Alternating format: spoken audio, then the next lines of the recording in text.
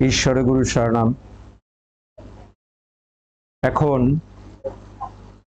পবিত্রতা নিয়ে কিছু কথা জানাবো। পবিত্রতা প্রবন্ধ মহাত্মা গুরুনাথ তিনি সংস্কৃতে তিনি লিপিবদ্ধ করে গেছে, তারই বঙ্গানুবাদ ব্যাখ্যা করে বিষয়টা একটু শোনাচ্ছি। পবিত্রতা কেমন, পবিত্রতা গুণে কি কি আয়ত্ত হয় সেগুলো বিস্তারিত বলছি। পাপহীন অবস্থাকে পবিত্রতা বলে। পাপহীন অবস্থাকে পবিত্রতা বলে। নির্দেশ করেন সদা সজ্জন সকলে। সৎ ব্যক্তি কারা?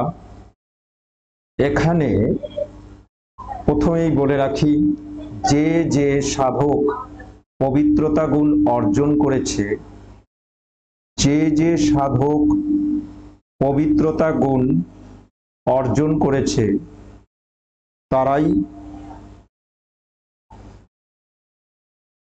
সজ্জন। এটা বুঝে নিতে হবে ভালো করে, যে তারাই হচ্ছে সজ্জন। তাহলে সজ্জন যারা, পবিত্রতা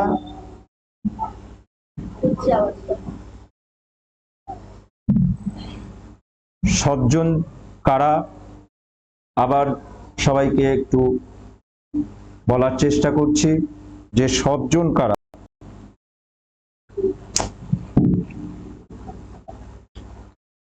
সজ্জন যারা পবিত্রতা গুণ অর্জন করেছে তারাই সজ্জন। এখানে সজ্জন কেন, পরবর্তীতে বোঝা যাবে আমি এই কথাটা কেন বলছি।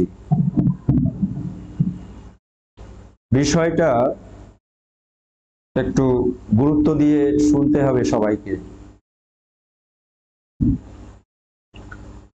যে সকল কর্মাদি হেতাদিষ্ট হয়, যে সকল কর্মাদি হেতাদিষ্ট হয়, যে সকল কর্মাদি হেতাদিষ্ট হয়,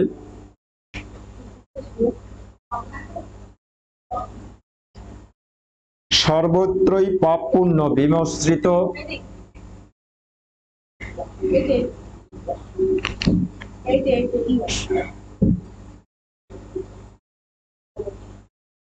যে সকল কর্মাদি হেতাদিষ্ট হয় সর্বত্রই পাপ পুণ্য বিমশ্রিত রয়।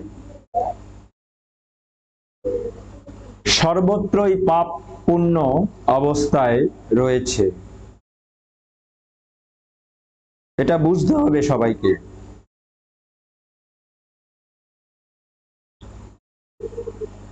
সর্বত্রই পাপ পুণ্য বিমশ্রিত হয়, তাহলে কিরূপে এই মানব সকলে নিষ্পাপ অবস্থা লাভ সমর্থ ভূতলে? তাহলে বোঝা গেল যে কোন সজ্জন, কোন সজ্জন যারা পবিত্রতা গুণে একত্ব লাভ করেছে তারাই এই পবিত্রতা কথা বলতে পেরেছে।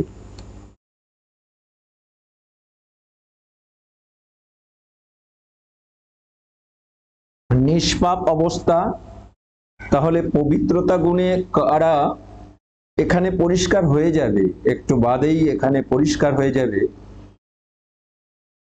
যে ইহার উত্তর কিবা করহ শ্রবণ। এর উত্তর এইবার শ্রবণ করো। সমদর্শনাদি যে সুসিদ্ধ সুজন, তার মানে সমদর্শন আদি মানে আরো অন্যান্য অনেক সাধনা। সমদর্শন বোঝে কজন? আর সমদর্শনে সিদ্ধি লাভ হলে কি কি গুণ অর্জন হয়? সমদর্শনে সিদ্ধি লাভ হলে গুরু গীতায় বলা হচ্ছে সমদর্শনে সিদ্ধি লাভ হলে ক্ষুধাহীন তৃষ্ণাহীন নিদ্রারহিততা অবস্থা লাভ করা যায়।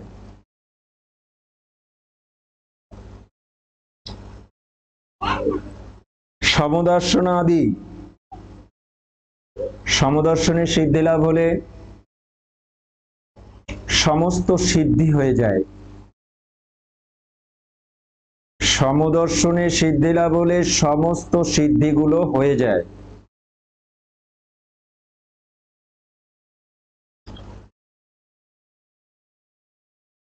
এটা কোথায় লেখা আছে? গুরুদেবের চিঠিতে এটার বিস্তারিত আছে। সমদর্শনে সিদ্ধি লাভ হলে কৃত্তি সিদ্ধি, আমূল সিদ্ধি, বাক সিদ্ধি, আয়ু প্রদান শক্তি এগুলো সবই হয়ে যায়। আর না হলে সবই হচ্ছে মেকি। চারিদিকে যে সমদর্শন নামে যেসব সাধনার কথা সবাই একটু নাটক করে বেড়াচ্ছে, এই নাটক শব্দটা আমি যে বললাম সেটা বুঝতে হবে যে মহাত্মার নিবারণের কাছে কেউ সমদর্শনে সিদ্ধি লাভ করতে পারেনি। তাই তিনি বলেছে আমার খেতে ভালো ফসল হয়নি। এবং পরবর্তীতে মহাত্মা নিবারণ চলে যাওয়ার পরে তারপরে অনেকে সমদর্শন খেলা খেলেছে, ওই যে নাটক করেছে। তাই ভেবে যে সমদর্শন ওই যা খুশি তাই করলেই সমদর্শন হয়ে যায়, এগুলো ভেবেছে। তাই বললাম নাটকগুলো চারিদিকে নাটকগুলো দেখা দিয়েছে। এই নাটক চারিদিকে দেখেছি। তাই সমদর্শনাদি যে সুসিদ্ধ সুজন পাপ পূর্ণ বিমিশ্রিত কার্যাদি হইতে পাপ তেজি শুধু পূর্ণ পারে সেই লোভিতে। তাহলে সমদর্শনে সিদ্ধি লাভ হলে কি এখানে বললো, খুব সুন্দরভাবে বলে দিল। তাহলে সমদর্শনে সিদ্ধি লাভ করলে তার কি গুণটা হয়, তখন পাপ কোনটা আর পুণ্য কোনটা সেখান থেকে পাপ থেকে সরার যে কোনটা চেনার কৌশল জেনে যায়, যে কোনটা পাপ কোনটা পুণ্য সেটা চেনাটা শিখে যায় সমদর্শনে সিদ্ধি লাভ হলে। এই যে পাপ পুণ্য বিমিশ্রিত কার্যাদি হইতে পাপ ত্যাজি শুধু পুণ্য লোভিতে সে পারে। তাহলে পাপ সরিয়ে দিয়ে খালি পুণ্য সঞ্চয় করার সমতা তৈরি হয়, সমদর্শন শেখে তখন।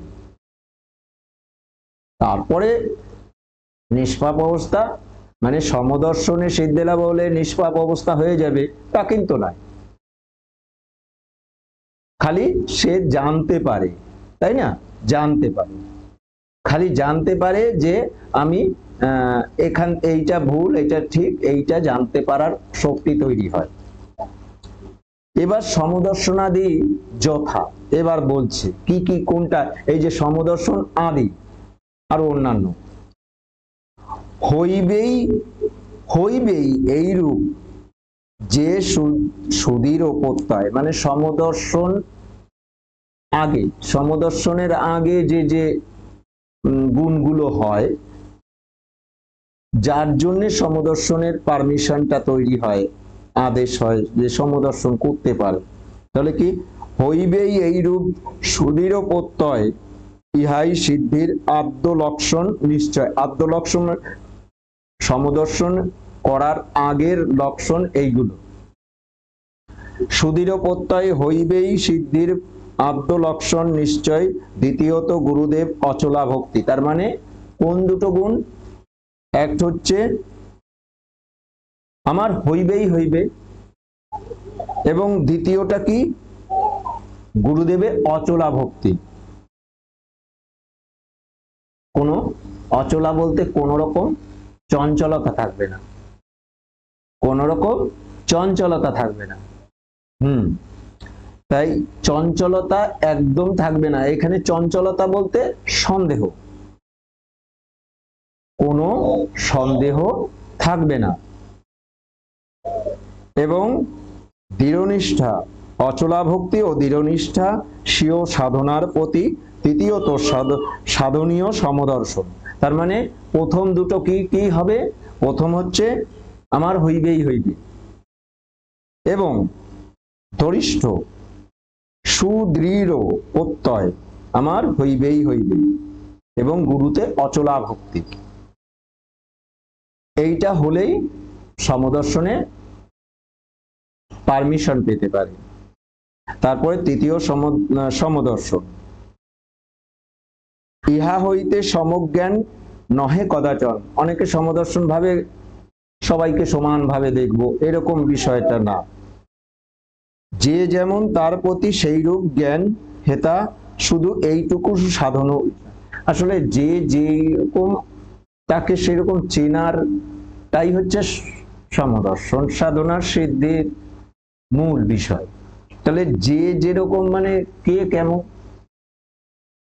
সমদর্শনের সিদ্ধি লাভ হলে গুরুই শেষ, আর কোনো আমার কাছে গুরু ভিন্ন কাহারও পূজা করিবে না, মানে গুরুই শেষ, আর কেউ নেই, আর সবাই আমার কাছে গৌণ। যে সমদর্শনে সিদ্ধি লাভ করেছে সে গুরু ভিন্ন কাহারও পূজা করবে, তার দিকে তাকাবেই না। গুরুই একমাত্র উৎকৃষ্ট, আর সব নিকৃষ্ট। সে দেবতাই হোক আর যাই হোক, যে যাই করুক না কেন, এই হচ্ছে সমদর্শনে যে যেই রূপ, তার মানে আমার কাছে গুরুই শ্রেষ্ঠ, এটাই আমার কাছে ব্যাস, আর কেউ নেই। কোনো দেবতা এখানে আমার কাছে, ও গুরু সব চরণ তুল্য। সমদর্শনে সিদ্ধি লাভ হলে এটাই হবে, গুরুর অপেক্ষা শ্রেষ্ঠ নাহি। এই যে এই মাত্র বললাম, যে যা বললাম এখানে কিন্তু তাই বলছে। তাহলে গুরুর অপেক্ষা শ্রেষ্ঠ নাহি কোনো জন, দৃঢ় ভক্তি দৃঢ় গুরু ভক্তি হেতা সাধ্য সর্বক্ষণ। ওই যে যে যেরকম, ওই গুণটা কেমন? গুরুই আমার কাছে শ্রেষ্ঠ। পৃথিবীতে আর সমস্ত দেব দেবী যার কথাই বলি সব হচ্ছে আমার কাছে গৌণ, নিকৃষ্ট। আমার কাছে গুরুই আমার কাছে উৎকৃষ্ট। এটাই হচ্ছে সমদর্শন সাধনার সিদ্ধি হলে এটাই হবে। যে যেই রূপ, মানে গুরু আমার কাছে শ্রেষ্ঠ, আর সবাই আমার কাছে গৌণ। আমার কাছে কারও পূজা, আমার কাছ থেকে গুরু ভিন্ন কেউ পূজা পাবে না। আমার কাছে গুরু ভিন্ন পৃথিবীর কেউ পূজা পাবে না আমার কাছ থেকে। আমার কাছে গুরুই পূজা পাবে, আর কেউ পূজা পাবে না। এই হচ্ছে সমদর্শনে সিদ্ধি লাভ হলে এটা হয়। দৃঢ় গুরু ভক্তি হেতা সাধ্য সর্বক্ষণ, চতুর্থে সমতা ভাব সাধনীয় হয়। তার মানে সমদর্শনের পরে সমতা সাধন, সমতা ভাব সাধনীয় হয়। এই সমজ্ঞান দৃষ্টি সুদুর্লভ নিশ্চয়। এই যে এইটা কিন্তু সুদুর্লভ, এই যে কি সমতা ভাব সাধনীয় হয়, এই সমজ্ঞান দৃষ্ট সুদুর্লভ নিশ্চয়। এই সাধনায় উত্তীর্ণ হতে পারেই না। কেন? সিদ্ধি পেয়ে যায় তো, এবার খরচা করে ফেলে তো, একত্র হলো খরচা করে ফেলে তো, আর একত্র আগেও খরচা করে ফেলে, তারা একত্র লাভ করতে পারে না। আর তারপরে যখন নিত্য ব্রহ্মদর্শন হলো, এটা কখন হতে, এই যে সমতা ভাব একমাত্র আদিষ্টদের হয়। গুরু হওয়ার উপযুক্ত হলেই একমাত্র সমতা ভাব তৈরি হয়, তাছাড়া সম্ভব নয়। সাধনীয় হয় সমজ্ঞান দৃষ্টি দুর্লভ নিশ্চয়। যা কিছু আছে এই বিশ্ব তাহারই অংশ সব, এই জ্ঞান সাধনা দ্বারা ক্রমে সুসম্ভব। খুব সহজ মনে হয়, যেন সহজ কথাগুলো, মানে এই যে সমতা ভাব, মানে এই বিশ্বে এইটাই আবার ব্যাখ্যা করে বলা হচ্ছে, যা কিছু আছে এই বিশ্বে তারই অংশ সব। এই ভাব কিন্তু চারটিখানি কথা না, যে তারই অংশ সব, এই জ্ঞান সাধনা দ্বারা ক্রমে সুসম্ভব। সাধনা দ্বারাই এইগুলো উত্তীর্ণ হতে হবে, এই সমতা ভাব। ইন্দ্রিয় নিগ্রহ চেষ্টা কার্য অতঃপর, মানে এরপরে হচ্ছে ইন্দ্রিয় নিগ্রহ শুরু হবে। তার মানে একত্ব লাভ হলেও সমদর্শন সাধনার পরে ইন্দ্রিয় নিগ্রহ হবে। তার মানে সমদর্শন সাধনা হয়ে গেল, কাম ক্রোধ লোভ ভালো মতনই কাজ ওগুলো করতে থাকবে, ওগুলো নিয়ে ব্যাপার না, খালি জানতে পারা যায়। ইন্দ্রিয় নিগ্রহ চেষ্টা কার্য অতঃপর, এরপরে ইন্দ্রিয় নিগ্রহ করার চেষ্টা হবে, যে ইন্দ্রিয়কে বশীভূত করার চেষ্টা, যদি সমদর্শনে সিদ্ধি লাভ হয় তাহলে ইন্দ্রিয় নিগ্রহ করার চেষ্টা হবে। চেষ্টা কার্য অতঃপর, এই সাধনায় সিদ্ধি যে সাধকবর অল্পায়াসে বহু সিদ্ধি লভিতে সে পারে, অন্যথায় বহু শ্রম ব্যর্থ বারে বারে। এটা বলার কিছু নেই, এটা সহজভাবেই বলা আছে এখানে। ষষ্ঠে সাধনীয় হয় প্রমিত আহার, তার মানে সমতা সাধনের পরেও প্রমিত আহার খাদ্যের সুবিচার তৈরি হয়। আসলে এই খাদ্য সুবিচারটা আমি একবার বলেছিলাম।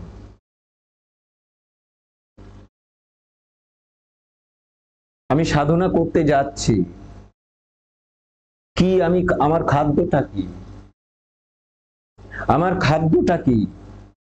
এই যে পার্থিব চাল ডাল আনাজপত্র, এই খাদ্য কি?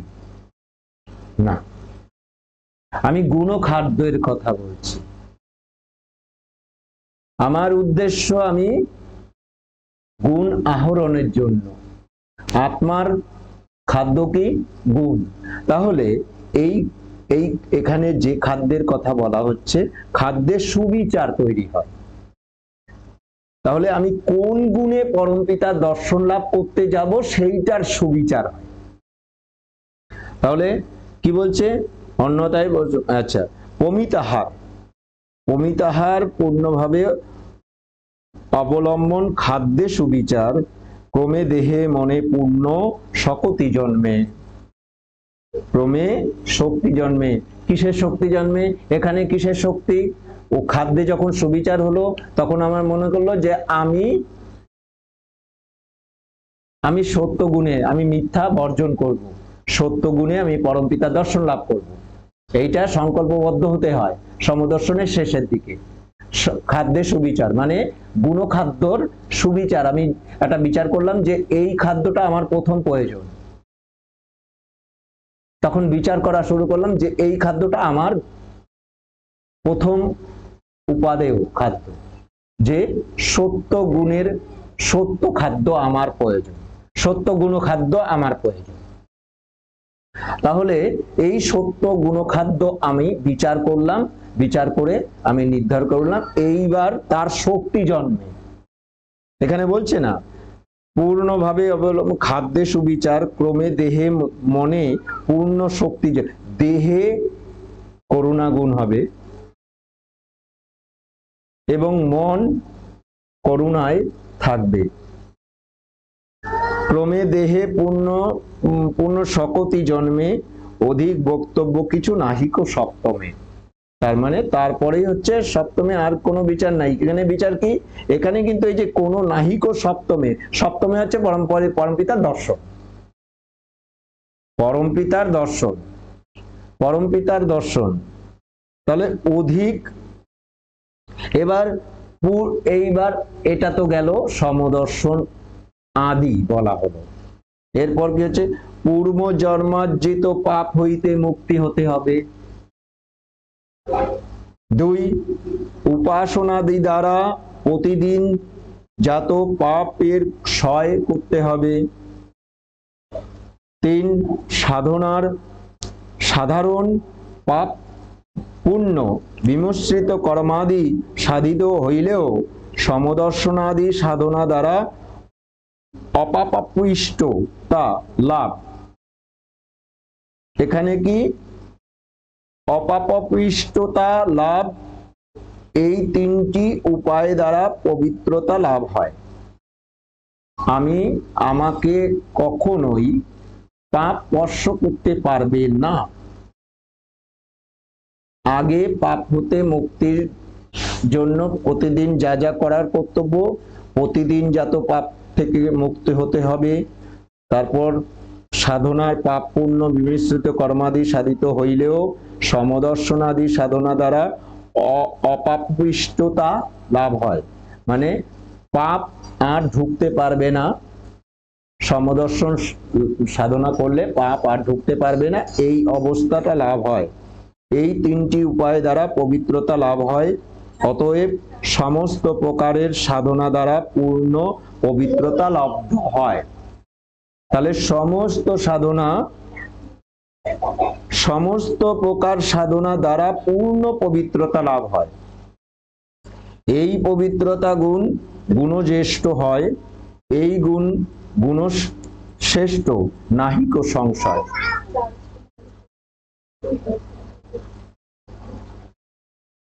সকল গুণের মূল হয় এ রতন, সকল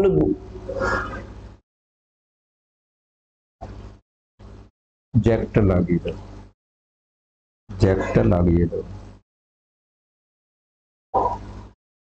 অতঃপর সমস্ত প্রকার সাধনা দ্বারা পূর্ণ পবিত্রতা লব্ধ হয়। পূর্ণ পবিত্রতা লব্ধ হয়। এই পবিত্রতা গুণ গুণজ্যেষ্ঠ হয়, এই গুণ গুণশ্রেষ্ঠ নাহিক সংশয়। সকল গুণের মূল এ রতন, বিশেষত ইহা গুণ বৃদ্ধির কারণ। নিখিল গুণের যাহা শুভ ফল সার, তৎস্বরূপ পবিত্রতা নাহিক অধিকিয়ার। বিশেষত এই কথা বিজ্ঞেয় সতত, মুক্তিতেই পবিত্রতা হয় অধিগত। সকল প্রকার মুক্তি, নিত্য ব্রহ্মদর্শন হয়ে গেলেও যে পবিত্রতা হবে তা কিন্তু নয়।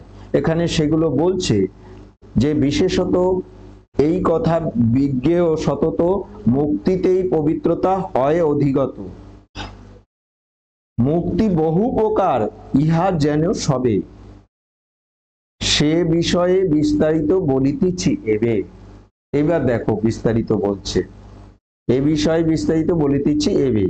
মুক্তি ভববন্ধ হতে ত্রিবিধ, কলুষ সরবিদ বিষয়। তার মানে ভববন্ধ হতে মুক্ত হতে হয়।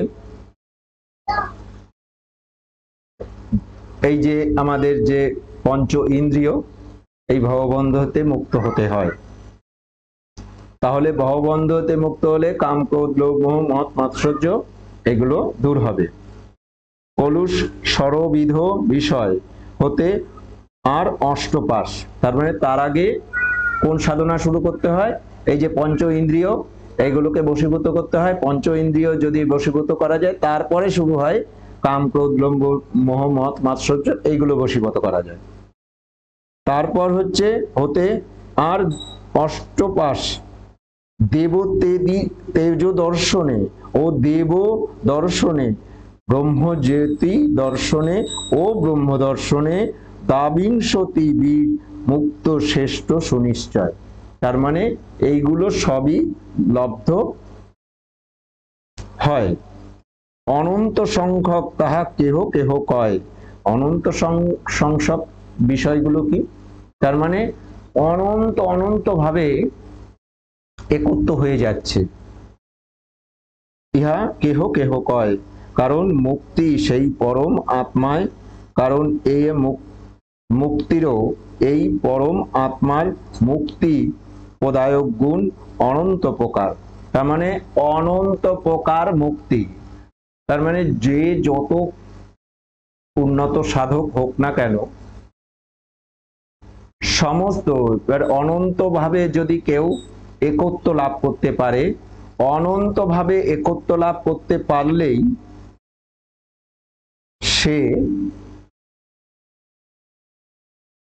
পবিত্রতা লাভ করতে সমর্থ হবে। একটা দুটো একত্ব পেলেই যে পবিত্রতা হবে তা কিন্তু নয়।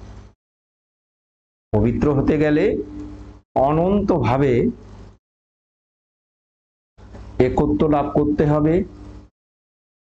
এবং পবিত্রতা আবার দুরকম পবিত্রতা আছে, সেই বিষয়ে পরে বলছি। একটু পবিত্রতা এবার সমদর্শনে সিদ্ধি লাভ করবার পর যে পবিত্রতা গুণে পরমপিতার দর্শন লাভ করতে যাচ্ছে যে ব্যক্তি, তার কেমন ভাবে উপাসনাটা করতে হবে। পবিত্রতা গুণে পরমপিতার উপাসনা করতে হলে তাহলে গুরুদেবকে ডাকতে হবে পবিত্রতা গুণে। এবার সেটা দিয়ে আমি একটু শুরু করি।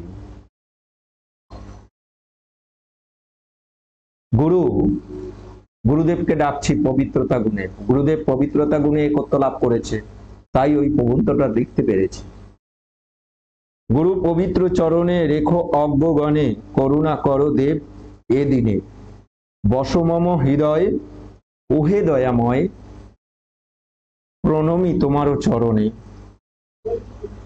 ভজিব অনন্ত মধুর কারণে, মজিব আনন্দে প্রেমেরও স্মরণে। দয়াবিন্দু বিতরণে চেতন জাগাও, প্রেমবাড়ি বরিশনে, অমৃত গুণধ্বনি শুনিব আজি। ভাসিব মাতিব পরাণ সাজি, শান্তি সগুণ লভিতে রাজি, সগুণে ভরো এ সন্তানে। সুতরাং আমরা গুরুদেবকে পবিত্র গুণে ডাকলাম, আমাকে তুমি পবিত্রতা গুণের জন্য সাহায্য করো। এবার পবিত্রতা গুণে যদি আমাকে সাহায্যকারী, আমি যদি পবিত্র গুণে গুরুদেবকে ডাকতে পারি, তাহলে এবার আমাকে কোন সাবজেক্ট নিয়ে পড়াশোনা করাবে? আমি পড়াশোনা করতে চাইছি পবিত্র গুণের, আমি সাবজেক্ট বেছে নিলাম। পবিত্রতা গুণে আমি MA পাস করব, মানে পবিত্রতা গুণে আমি পরমপিতা দর্শন লাভ করব। তাহলে আমাকে পবিত্রতা গুণ নিয়েই আমাকে গুরুদেবকে ডাকতে হবে। যে পবিত্রতা গুণ নিয়ে গুরুদেবকে ডাকলাম, এইবার পবিত্রতা গুণ আমাকে শেখাবে যে এইভাবে উপাসনা করতে হয়। আমাকে শিখিয়েছে, তাই আমি বলতে পারলাম এই কথাগুলো। তাহলে পবিত্রতা গুণেই গুরুদেবকে ডাকতে হবে, ওই গান দিয়েই আমাকে গুরুদেবকে ডাকতে হবে। তারপর ডাকা হলো। এইবার পবিত্রতা গুণে শ্রেষ্ঠতা সূচক সঙ্গীত। তাহলে গুরুদেব আমাকে জানিয়েছে যে তিনি আমাকে শেখালো, কি শেখালো? যে পবিত্রতা গুণের শ্রেষ্ঠতা সঙ্গীত তুমি রচনা করো। তখন আমি গুরুদেবের কথা অনুযায়ী পবিত্রতা গুণে শ্রেষ্ঠতা সূচক সঙ্গীত রচনা করলাম। তিনি আমাকে শেখালেন, আমি শিখলাম। তিনি আমাকে পবিত্রতা গুণে কিভাবে পরমপিতা দর্শন লাভ করা যায় তিনি আমাকে শেখালেন। আমি শিখে পবিত্রতা গুণে পরমপিতার শ্রেষ্ঠতা সূচক সঙ্গীত রচনা করলাম। সত্য ধর্ম পবিত্র জলে, ডুবিয়া হে হে হেরো তলে। আমি ডুবিয়া, আমি দেখার চেষ্টা করছি। কি দেখছি? সত্য ধর্ম পবিত্র জলে। সত্য ধর্ম হচ্ছে পবিত্র জল। ডুবিয়া, সেই আমি সত্য ধর্মের পবিত্র জলের ভেতরে আমি ডুব দিয়ে আমি দেখছি। কি দেখছি? তার তলা, তার নিচ অংশগুলো আমি দেখছি। শান্তি শীতল, সেখানে খুব শান্তি, শীতল ঠান্ডা। অনন্ত সুখ, সুবিমল, সুবিমল, সেখানে কোনো মল নেই, কোনো কলুষ কালিমা কিছুই নেই। যে রতন পাইবার তরে, যে রতন পাইবার তরে, ব্যর্থ জন্ম বারে বারে। যে রতন পাইবার তরে, ব্যর্থ জন্ম বারে বারে। সে রতনে যতন করো, সে রতনে যতন করে, এবে পরাণ শীতলে। বিফল জনম সাধন রণে, ব্যর্থ বারে সদ্গুণ রতনে, অনায়াসে সে রতনে মিলিবে গুণ সুখ বলে, অনন্ত সুখ স্বপনে তৃপ্ত মন এ জীবনে, পূর্ণরত প্রেম রতনে সার্থক করো মুক্তি দলে। তাহলে সত্য ধর্ম যে পবিত্র, তার কার্যকারিতা কেমন সেগুলো আমরা জানতে পারলাম। জানার পর আমার এইবার বৈরাগ্য আসলো, তার মানে নির্বেদজনক সঙ্গীত। নির্বেদজনক সঙ্গীত, এবার সেই নির্বেদজনক সঙ্গীতটি